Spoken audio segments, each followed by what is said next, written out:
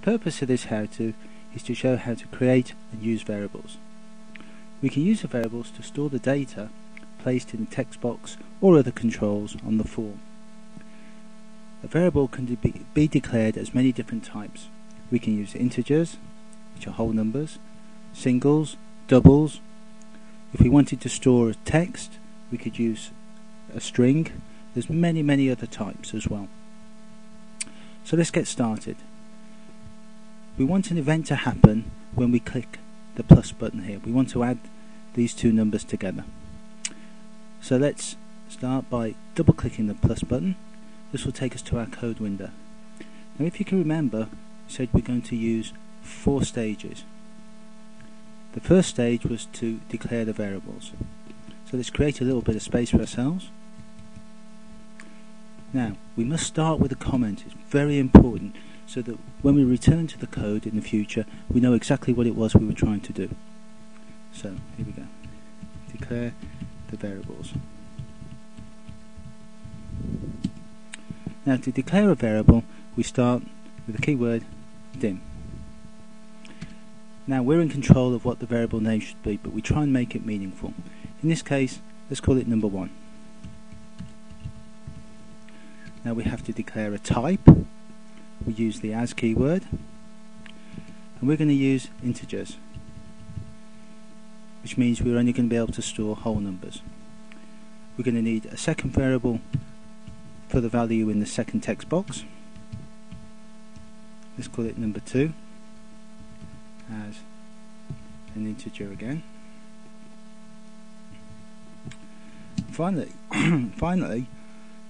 excuse me, we're going to need a variable to store the answer, and that will be an integer as well. So there we go.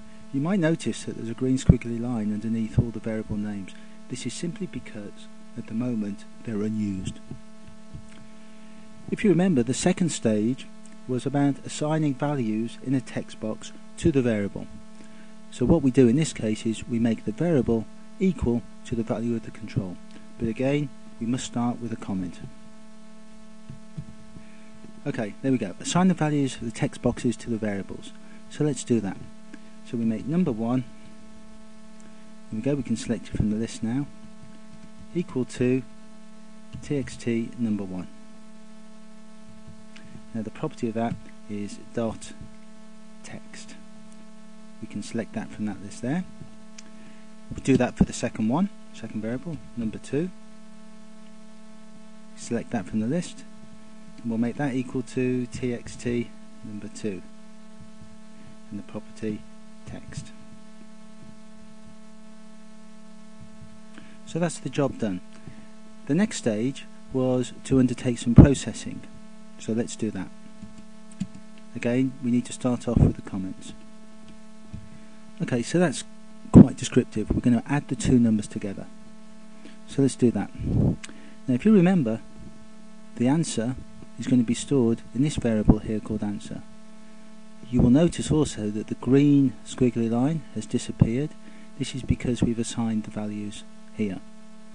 So let's write out the sum. Answer is equal to number 1 plus number 2. It's as simple as that. That's the calculation complete. Now the fourth and final stage is to output it to the screen. So let's write a comment for that. Again, we've used a fairly descriptive comment, which is important. So to get the answer now out onto the screen into the label, we need to reverse this statement here, well, this order. So what we want to do is make the label equal to the variable answer. So let's do that. We know it's a label and it's called LBL answer. The property will be dot text, and we will make it equal to answer. And that's the whole coding complete, so let's try running it. We do that by clicking the green play button.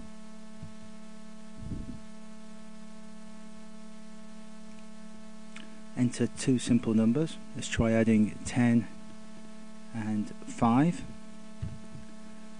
and then we'll press the plus button here, and hopefully it will calculate our answer. Excellent. There we go. 10 plus 5 is 15, and if you remember, it's also put the background colours in as we'd required when we click this button. That concludes this how-to.